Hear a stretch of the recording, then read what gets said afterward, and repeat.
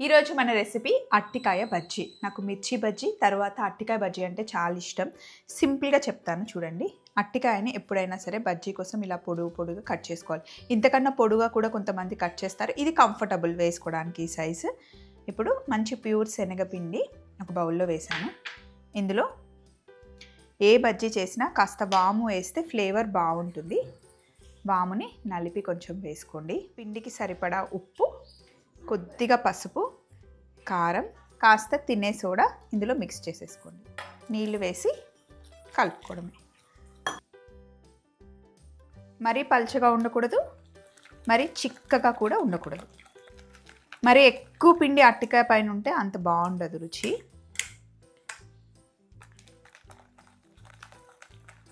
బాగా మిక్స్ చేసేసుకున్నాం కదా. పొయ్యి మీద నూనె వేడిగా ఉంది. రండి బజ్జీలు వేద్దాం. అట్టికాయని తీసుకొని జస్ట్ అటు ఇటు ముంచేసి నూనెలో వేసుకోవడమే. Simple recipe. మన ఛానల్లో అన్నీ ఉండాలి కాబట్టి చూపిస్తున్నాను అనమాట. మ్యాక్స్ అందరికీ తెలిసిన రెసిపీయే. కొంచెం వాటర్ మటుకి తీసేయాలి. ఎక్కువ వాటర్ వస్తే పిండి పట్టుకోదు.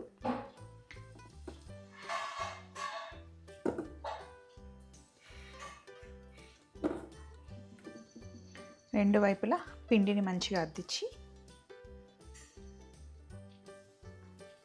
వేసుకోవడమే. అట్టికాయ బజ్జీ సాంబార్ మంచి కాంబినేషన్. ఇలా మంచి కలర్ వచ్చిన తర్వాత తీసుకోవడమే. వేడిగా తింటే అద్దిరిపోతాయి అట్టికాయ బజ్జీలు. సేమ్ ఇదే ప్రాసెస్లో ఆలు బజ్జీ కూడా చేసుకోవచ్చు, వంకాయ బజ్జీ కూడా చేసుకోవచ్చు. చాలా సింపుల్గా తయారు చేసేసిన అట్టికాయ బజ్జీలు.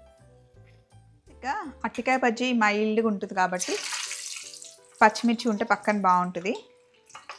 మిరపకాయకి జస్ట్ ఇలా పంక్చర్ చేసేసి నూనెలో వేసేసుకుని కొంచెం ఉప్పు పైన చల్లుకొని అట్టికాయ బజ్జీతో పాటు తింటే చాలా బాగుంటుంది. అలాగే కరివేపాకు కూడా.